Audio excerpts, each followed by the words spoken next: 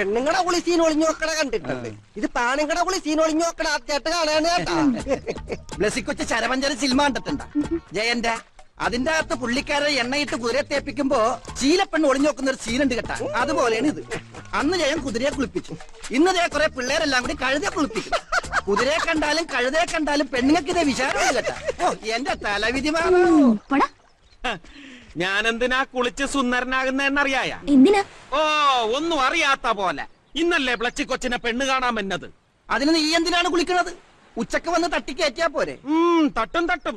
ബ്ലച്ചിക്കൊച്ചിനെ ഇത്തവണ കെട്ടാമെന്നവനും തട്ടിപ്പോ. അന്നേരം തയ്യാറായിരുന്നോളാൻ എന്നാട് പറഞ്ഞത് ഈ ടണ്ണ. ഞാനെപ്പ പറഞ്ഞു? ഇങ്ങോട്ട് അവനും ആ സീസണും കൂടിയാണ് വാക്കിന് വേണ്ടാതീനൊക്കെ പറഞ്ഞു കൊടുക്കണത് കേട്ടാ. ഇനി എങ്ങാനും എന്റെ ബ്ലസ്സി മോളെ കളിയാക്കിയാ ഞാൻ എന്നാ ചെയ്യുമെന്ന് അറിയാവാടാ. എന്നാ ഞാനല്ല തുറക്കാരാണ് പറയണത്. ബ്ലച്ചിക്കൊച്ചിനെ കെട്ടാൻ വേണവരെല്ലാം തട്ടിപ്പോകുന്ന്.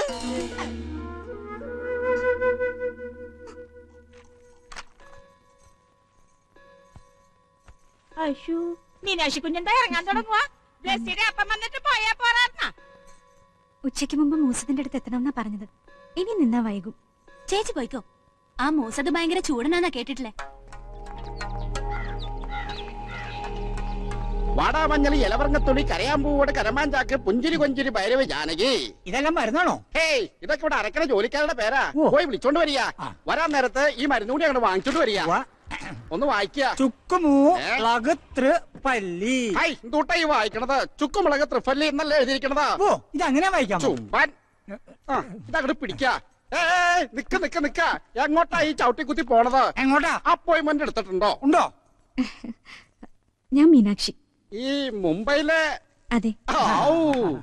നോ മൃത്യുഞ്ജയ നമ്പൂതിരി ഇവിടത്തെ മൂസത്തിന്റെ അടുത്ത ആളാ. ഞാൻ ഭീമസേനൻ ഇദ്ദേഹത്തിന്റെ അടുത്ത ആളാ. അത്രയ്ക്ക് അടുപ്പില്ല. കുട്ടി വരിക വരിക വരിക.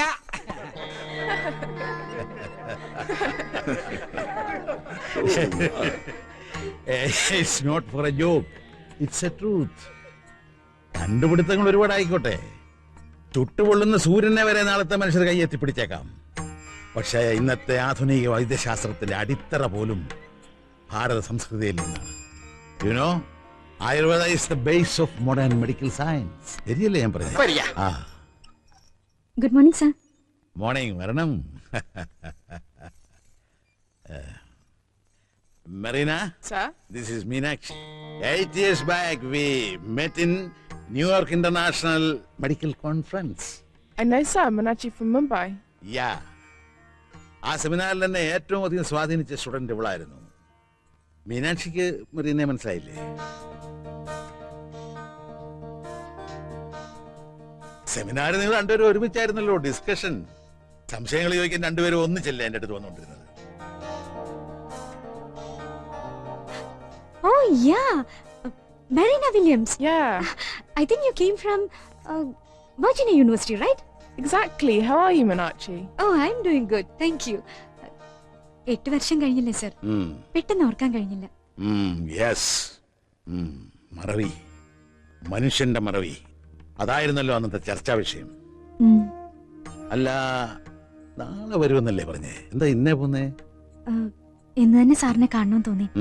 ഒരു അത്യാവശ്യ കാര്യമുണ്ട് സർ. What happened? അത് എനിക്ക് സാറിനോട് പേഴ്സണലായിട്ട് കുറച്ച് സംസാരിക്കാനുണ്ട്. ഞങ്ങൾ വെയിറ്റ് ചെയ്യാം സർ. Please come. എന്ത് കേൾക്കാൻ നിൽക്കുക? അല്ല, കുട്ടിക്ക് എന്തോ പേഴ്സണലായിട്ട് സംസാരിക്കണമെന്ന് പറഞ്ഞു. അത് ഞാൻ കേട്ടോളാം. നിങ്ങൾ താഴെ ചെന്ന് ഇന്ന് പുതുതായിട്ട് 4 പേഷ്യൻസ് വന്നിട്ടില്ലേ, അവരുടെ തലയിലെ വലിയ ചന്ദനാദി എണ്ണ നിറയെ തേച്ചങ്ങടെ കുളിപ്പിക്കുക. നടക്കുക. നമുക്ക് കുളിപ്പിക്കലേ പറഞ്ഞിട്ടുള്ളൂ.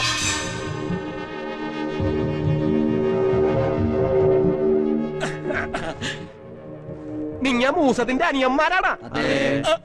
ഞാൻ വക്കച്ചൻ, മൂസത് വക്കച്ചൻ. പെരുന്തച്ഛന്റെ അനിയനാണോ? ആണ്.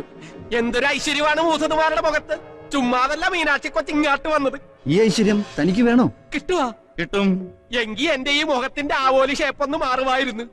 എങ്കിൽ ഷർട്ട് ഒരു കണ്ണടച്ച് ഈശ്വരനെ ധ്യാനിച്ചിരുന്നോളൂ. പിന്നെന്താണ്? അയ്യോ, എന്തൊരു വരം. നിനക്ക് ഈ ഭീമസേനന് പേരിട്ടവന്റെ തലയ്ക്ക ആദ്യം തളപ്പിക്കേണ്ടത്. മൂസതായിട്ട് നടക്കുക. തുളുമ്പരുത്. ആ, ഭീമ ഇവന് വട്ടത്തിൽ കൂടിയുണ്ടെന്നാ തോന്നണത്. ഇവന്റെ തലയിൽ വെച്ച ആദ്യം എണ്ണ.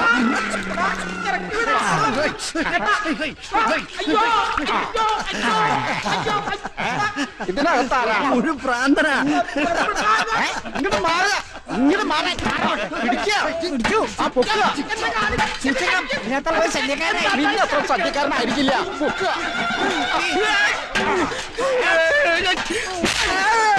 പിടിക്കവനെ.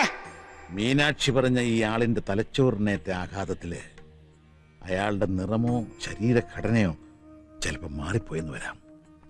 ഏറ്റവും സങ്കീർണമായ ഒരു കമ്പ്യൂട്ടറാണ് മനുഷ്യന്റെ തലച്ചോറ്. അതിന്റെ മെമ്മറി പവറിനെ ജയിക്കാൻ ഇന്ന് വരെ ഒരു ശാസ്ത്രത്തിനും കഴിഞ്ഞിട്ടില്ല, കഴിയേയില്ല.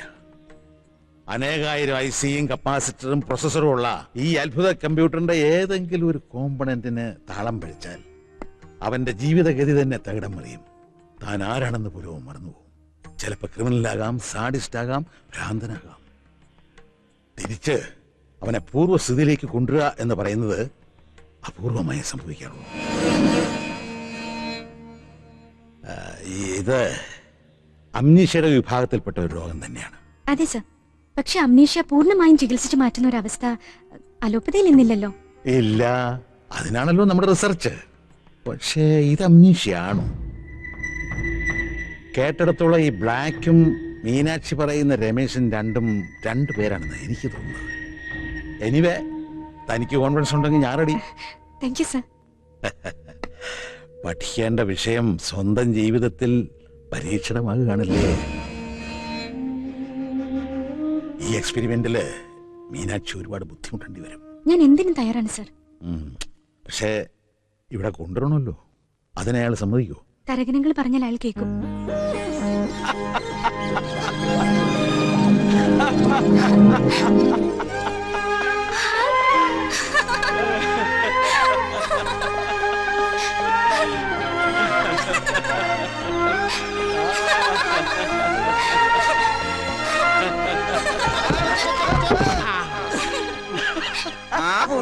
അങ്ങോട്ട് നോക്കിയേ. ഇത് പ്രേമം മൂത്ത് നെറുകെ കയറിയെന്നാണ് തോന്നുന്നത് കേട്ടാ. പുതിയ പോലീസ് ഓഫീസർ കെട്ടാൻ വന്നിട്ട് നടക്കാതെ പോയത് ബ്ലാക്കിന്റെ ഭാഗ്യം. ഞാൻ വിചാരിച്ചു മുല്ലപ്പൂ തലയിലിട്ടതിന് എന്നെ ചീത്ത വിളിക്കുമെന്ന്. വിളിച്ചേനെ, പക്ഷെ നല്ല വാസനയുള്ള പൂവാ, അതുകൊണ്ട് നീ രക്ഷപ്പെട്ടു. ഈ തുറ മുഴുവൻ നടന്ന് പറിച്ച പൂവാണ് കേട്ട. അസ്തറ മേടിച്ച് തേക്കാൻ പറഞ്ഞാ തേക്കത്തില്ലല്ല. ആ മീനാക്ഷി കൊച്ചിന് എന്നാ മണമാണ്. ആ മണം പിടിക്കാൻ നീ അവരുടെ കൂടെ പോവുകയാണല്ലോ. ബ്ലച്ചിക്കൊച്ചിന് ഇഷ്ടമല്ലെങ്കിൽ ഞാൻ പോകത്തില്ല. എനിക്കെന്തിനാ ഇഷ്ടക്കേട്? നീ പോയി മീനു ചേച്ചിയെ മരുന്ന് പറിക്കാൻ സഹായിച്ചോ? യവൻ പോയാ പിന്നെ തരകച്ചായന്റെ ബാഡി ഗാർഡിന് എന്നാ ചെയ്യും? അതിന് ഞാൻ മരണവരെ പുള്ളിക്കാരൻ വിവരക്കേടൊന്നും പറയാതിരുന്നാ മതിയല്ല. ആരാണ്ടോ വിവരക്കേട് പറഞ്ഞത്? എടാ, നിനക്കെന്തെങ്കിലും സംശയമാണെങ്കിൽ എന്നോട് ചോദിച്ചാ പോരെ, ഞാൻ പറഞ്ഞു തരുമല്ല. അത് തന്നെയാണ് ഞാനും പറഞ്ഞതല്ലേ. നീ ഇവിടെ വർത്താനം പറഞ്ഞാണ്ട് നിന്നു. എടാ, മീനാക്ഷി കൊച്ചിന് കാട്ടിപ്പോയി മരുന്ന് പറിക്കാനുള്ളതാണ്. കാട്ടുമൃഗത്തെ പേടിച്ചിട്ടാണ് ഈ കാട്ടാമൃഗത്തെ മതിയെന്ന് ആ കൊച്ചു പറഞ്ഞത്. പിന്നെ രാവിലെ 10 മണിക്ക് മുമ്പ് തന്നെ നിന്നെ മൂസദിന്റെ വീട്ടിലെത്തിച്ചേക്കാന്ന് ഞാൻ വാക്ക് കൊടുത്തതാണ്. വേഗം കുളിച്ചിട്ട് പോകാൻ നോക്കണ. അതിന് ഞാൻ മെനിഞ്ഞാന്ന് കുളിച്ചതാണല്ല. ആഹാ, എന്നാ ഈ കൊല്ലം നീ കുളിക്കാണ്ട, വേഗം പോകാൻ നോക്കണ ഒട്ടൻ ചങ്കര.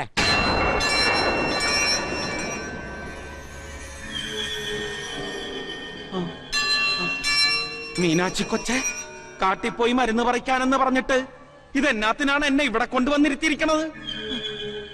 എന്നെ നിങ്ങൾ എല്ലാരും കൂടെ എന്നെ എടുക്കാൻ പോകുകയാണ്. ഈ വിളക്കുകളും പൂജാദ്രവ്യങ്ങളും ഒക്കെ കണ്ടിട്ടാവണം ഇയാളിങ്ങനെ ഭയപ്പെടുന്നത്. പക്ഷെ എന്റെ ചികിത്സാവിധിയിൽ ഈശ്വരാധീനത്തിനാണ് മുൻതൂക്കം. ആയുർവേദത്തിൽ അത് പറയുന്നുണ്ട്. മീനാക്ഷി കൊച്ചെ, നമുക്ക് കാട്ടി മരുന്ന് പറിക്കാൻ പോവാ. ചുമ്മാ അങ്ങനെ കാട്ടിപ്പോവാൻ പറ്റില്ല ബ്ലാക്കി.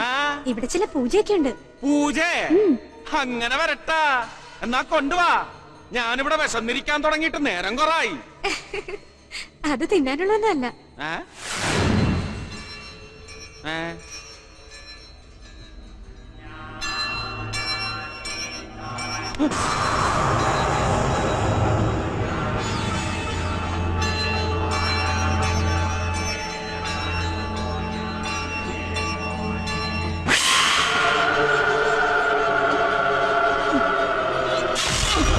ഇയാളെന്തിനാണ് എന്റെ കണ്ണുകുത്തി പൊട്ടിക്കാൻ പോണത്?